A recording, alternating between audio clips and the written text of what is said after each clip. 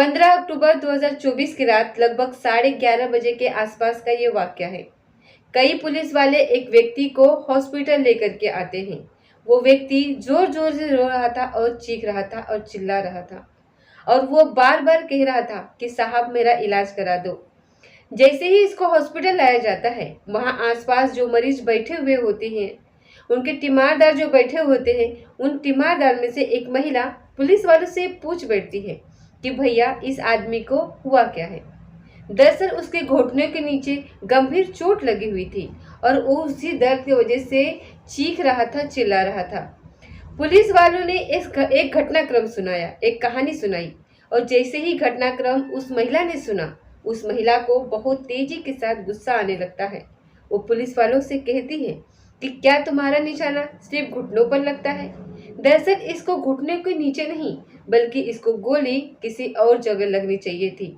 और जब लोगों ने इस गोली के बारे में सुना और लोगों को बताया इस गोली के बारे में कि गोली इसलिए इसकी जगह पर लगी है, तो शायद किसी भी इंसान के अंदर सिरन पैदा हो जाती है। कोई भी ऐसा अपराध करने से पहले हजारों बार सोचा करता है।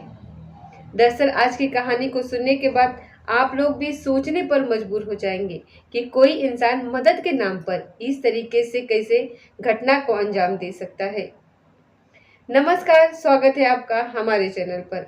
आज की जो सच्ची घटना मैं आपको सुनाने जा रही हूँ, ये सच्ची घटना है उत्तर प्रदेश का एक जिला लगता है प्रयागराज। दरअसल प्रयागराज का ही एक थाना लगता है सोरा और थाना क्षेत्र का ही एक गांव है। यहाँ पर कक्षा 2 में पढ़ने वाली एक बच्ची होती है जो 2 अक्टूबर 2024 की शाम लगभग 6:30 बजे के आसपास उसकी माँ अपने बेटी से कहती है कि बेटी ये जो दवाई है, दरअसल आधा इंजेक्शन बचा हुआ था, इस दवाई को तुम फ्रिज में रखवा करके आओ। दरअसल शिवगढ़ एक चौराहा है, वहाँ पर एक मेडिकल स्टोर है। उस बच्ची को वो आधा इंजेक्शन को लेकर के उस शिवगढ़ चौराहे पर जाना होता है। वो लड़की जाती है तो अपनी माँ से कहती है कि माँ, मैं जो एक दुर्गा पूजा पर एक पंडाल लगा हुआ है, मैं उसे भी देख करके आऊँगी, मुझे पूजा भी देख करके आनी है, तो आप मुझे 10 रुपये दे दीजिए। जैसे ही बेटी ने अपनी माँ से 10 रुपये मांगे तो माँ ने उसको 10 रुपये दे दिए और वो बेटी इंजेक्शन को लेकर के दौड़ते हुए सीधा शिवगढ़ चौराहे पर पहुंच जाती है और वहाँ पर मेडिकल स्टोर वाले भैया से कहती है कि भैया ये इंजेक्शन रख लीजिए। इसके बाद वो वहाँ से निकल आती है, लेकिन ना तो वो दुर्गा पूजा में पहुँचती है और ना ही वो घर लौट करके आती है। जब काफ़ी वक्त हो जाता है तो माँ परेशान हो जाती है। उस लड़की के जो पिता होते हैं, उनको कई महीने पहले एक चोट लगी हुई थी और जैसे ही चोट लगती है, उन्हें डॉक्टर ने कहा था कि लंबे समय तक आपको आराम करना होगा और प्रतिदिन एक इंजेक्शन लगना है, क्योंकि रीढ़ की हड्डी में चोट आई थी। अब एक इंजेक्शन होता है, उसको 2 बार में लगना होता है, आधा इंजेक्शन एक बार और आधा इंजेक्शन बाद में, क्योंकि रखने की जगह नहीं थी। इसलिए वो पास में ही एक शिवगढ़ चौक है, वहाँ पर एक मेडिकल स्टोर है। वह इंजेक्शन जो बचा हुआ होता है, वह इंजेक्शन वहाँ पर रखा हुआ जाता है। वो बेटी वो इंजेक्शन रखने के लिए गई थी, लेकिन वापस लौट करके नहीं आती है। परिवार के लोगों को चिंता बढ़ने लगती है। माँ आसपास के घरों में पूछने लगती है। 5 बच्चों में ये दूसरे नंबर की बेटी होती है, जिसकी उम्र लगभग 8 या 9 साल के आसपास होती है। माँ का रो रो कर बुरा हाल हो जाता है, पिता भी परेशान हो जाते हैं, छोटे भाई बहन होते हैं, वो भी बहुत ज़्यादा दुखी हो जाते हैं। दरअसल इसके बाद जो आसपास के घरों में जब पूछा जाता है कि हमारी बेटी इस तरीके से घर से बाहर निकली है लेकिन लौट करके वापस नहीं आई है, जब पूरी रात इस तरीके से माँ ढूंढती रहती है, आसपास के लोगों को भी चिंता होने लगती है। आसपास के लोगों ने भी उसके माँ के साथ उसके बेटी को ढूंढने में लगातार कोशिश कर रहे थे, लेकिन मिल ही नहीं पाती। उसके बाद अगला दिन निकल आता है, यानी कि 3 अक्टूबर 2024 को घर से लगभग 200 किलोमीटर की दूरी पर एक खेत होता है, वहाँ पर एक लाश मिलती है। उसी बच्ची की लाश होती है वो। और जैसे ही आसपास के गांव के लोगों ने ये घटना की जानकारी दी कि तुम्हारी बेटी की लाश उस जंगल में और खेतों में पड़ी हुई है, तो माँ का रो रो कर बुरा हाल हो जाता है। जैसे ही सूचना पुलिस को मिलती है, पुलिस मौके पर आती है तो उस लड़की के तन पर कोई भी कपड़ा नहीं था, यानी कि किसी ने उसके साथ पहले बलात्कार किया था और बलात्कार करने के बाद उसकी फिर वहां पर हत्या कर दी गई थी।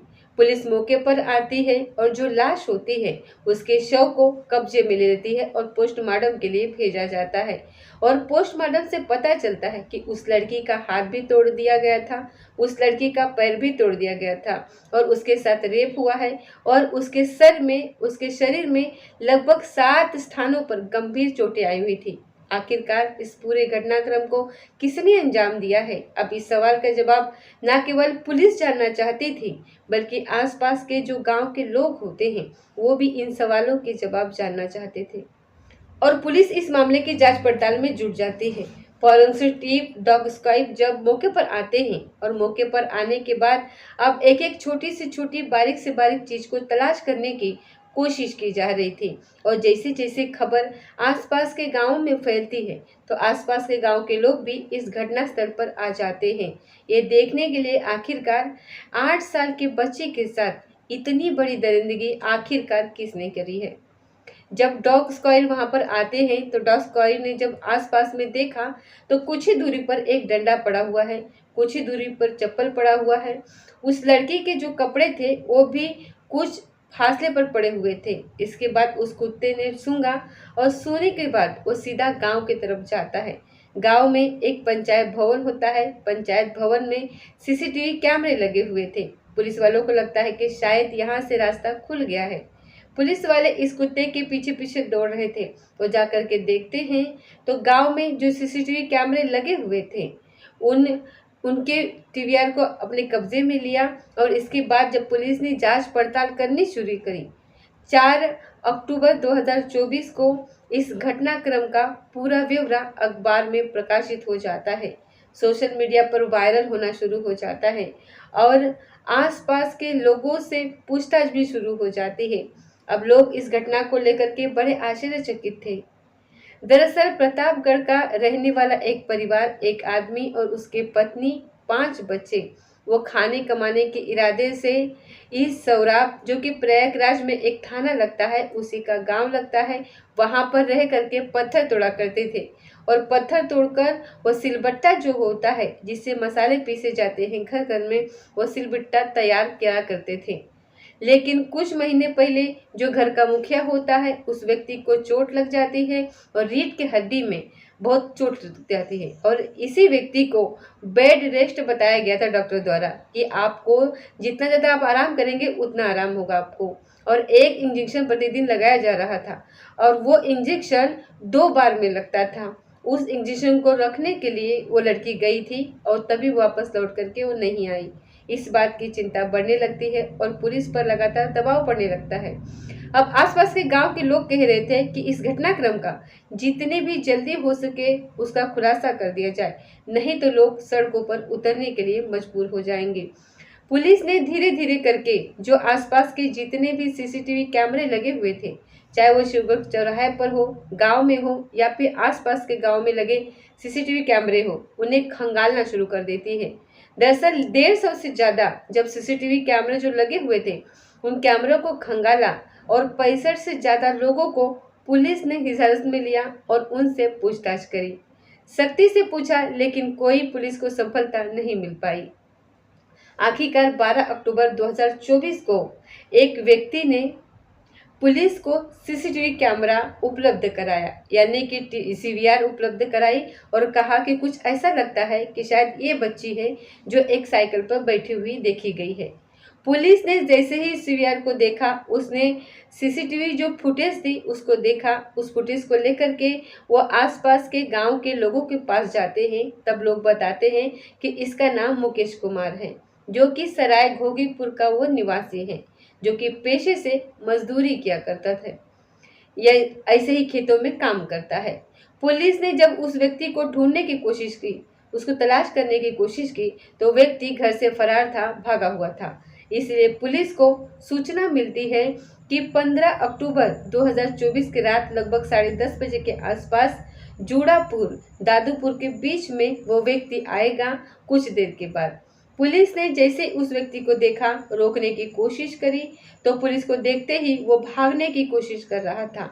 तभी पुलिस ने उसे रोका और इसी बीच में उस व्यक्ति की तरफ से गोली चला दी और जवाबी फायरिंग में पुलिस की गोली उसके घुटनों के नीचे लग जाती है, यानी कि सीधे पैर का जो घुटना होता है उसमें लग जाती है। वो गंभीर रूप से घायल हो जाता है। घायल होने के बाद उसे एसआरएन हॉस्पिटल में एडमिट कराया जाता है। उसका उपचार शुरू हो जाता है। पुलिस जब इससे पूछताछ करती है तब वो चौंकाने वाली बात बताता है। दरअसल बताता है कि जिस दिन घटना हुई थी, यानी कि 2 अक्टूबर 2024 की शाम लगभग 6:30 बजे के आसपास का ये वाकया रहा होगा। वो लड़की चौराहे पर देखी, उसको कहा कि अगर तुम्हें कोई एतराज ना हो तो मैं तुम्हें छोड़ दूं। उस लड़की ने कहा कि मुझे दुर्गा पूजा में जाना है, वहां जाकर के मेला देखना है और उसके बाद मैं अपने घर चली जाऊंगी। उस व्यक्ति ने कहा कि कोई बात नहीं है, कोई परेशानी नहीं। उस व्यक्ति ने उस वक्त यानी मुकेश कुमार ने बहुत ज़्यादा शराब पी हुई थी और वो शराब के नशे में था और उस 8 साल के बच्ची को अपने ही साइकिल पर पीछे बैठाता है और इसी बीच में जब वो अलग अलग रास्तों से गुजर रहा था तभी किसी सीसीटीवी कैमरे में वो कैद हो जाता है। उसके बाद वो जंगल की तरफ उसे लेकर के जाता है जहाँ लड़की का घर उसके आसपास ही होता है। वहाँ ले जाने के बाद उस लड़की की वो जैसे ही कपड़े उतार रहा था उस लड़की ने चीखने की कोशिश करी। तब उस मुकेश कुमार नाम के व्यक्ति ने उस लड़की को बहुत बेरहमी से पीटना शुरू कर दिया। तब तक उसे पीटता रहा जब तक वो लड़की बेहोश नहीं हो जाती और इसी बीच में उस लड़की के हाथ टूट जाते हैं, उसके पैर भी टूट जाते हैं, साथ ही उसके शरीर के अलग अलग जो हिस्से होते हैं उसमें गंभीर चोटें आती हैं। तब जाकर के उसके साथ वो मनमानी करता है और जब उसके साथ मनमानी करने के बाद, गंदा काम करने के बाद उसे इत्मीनान हो जाती है, तसल्ली हो जाती है, उसके बाद वो वहाँ से जाने लगता है। लेकिन तभी उसे ख्याल आता है कि ये लड़की इसे पहचान चुकी है, ऐसा ना हो कि ये पुलिस को सारी कहानी बता दे, ये पुलिस के साथ साथ एक घर वालों को पूरी कहानी बता दे। तब व्यक्ति ने एक उस डंडा वहां से पास से उठाया और वो डंडा उस लड़की के सर में बहुत तेजी के साथ मारता है और जैसे ही डंडा उस लड़की को लगता है उस लड़की की मौके पर मौत हो जाती है। दरअसल जहां पर वो लड़की पड़ी हुई थी वहां पर खून के धब्बे भी पड़े हुए थे। पुलिस ने जब इस घटनाक्रम का खुलासा किया तो लोगों को यकीन नहीं हो रहा था कि जिस व्यक्ति ने उस लड़की को सहारा दिया उस व्यक्ति ने ही उसके साथ ऐसा गंदा और घिनौना कृत्य किया। ना केवल उसे तड़पाया, उसे बहुत बुरी तरीके से मारा, पीटा और तब तक उसे यातनाएं देता रहा जब तक कि वो बेहोश नहीं हो जाती है। हालांकि पुलिस ने जब मुठभेड़ होती है तो मुठभेड़ के दौरान उसको गोली लग जाती है। जितनी सजा उसको मिली थी शायद उतनी सजा का वो हकदार नहीं था, उससे कहीं ज्यादा सजा का वो असली हकदार है। ऐसा मैं नहीं बल्कि इस मामले की सूचना सोशल मीडिया पर वायरल होती है, जब वो लंगड़ाता हुआ पुलिस के कंधों पर चल रहा था, जब लोग पूछ रहे थे कि आखिरकार इसको कहाँ चोट लगी, कैसे चोट लगी, जब उसकी कहानी लोगों के सामने आती है तो लोग ये कह उठते हैं कि इसको घुटने में नहीं बल्कि इसको कहीं और स्थान पर गोली लगनी चाहिए थी, ऐसे स्थान पर, ऐसी जगह पर जहां पर ये किसी को बताते हुए भी शर्मिंदगी महसूस करे और जो भी सुनता तो शायद ऐसे अपराध करने से पहले हजारों बार वो सोचे, वो सोचने पर मजबूर हो जाए।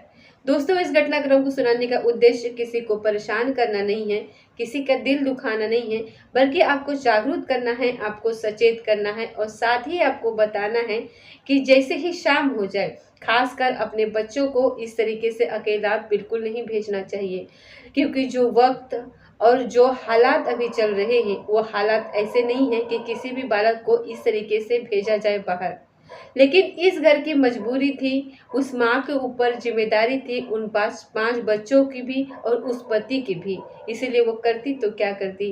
ये जो बच्ची थी जो थी वो थोड़ी समझदार थी और उसके मामा और मामी इस लड़की को पाल रहे थे, पोस रहे थे। इसलिए क्योंकि मामा मामी को कोई बच्चा नहीं था।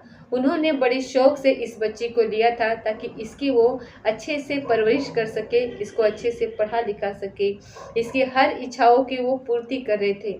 लेकिन अब वो इस दुनिया में नहीं रही। काश उस दिन उसके माँ ने उसे ना जाने दिया होता तो शायद इस तरीके की घटना उसके साथ होती ही नहीं। तो ये थी दोस्तों आज की सच्ची घटना। मिलते हैं अगले किसी सच्ची घटना के साथ, तब तक जय हिंद जय भारत।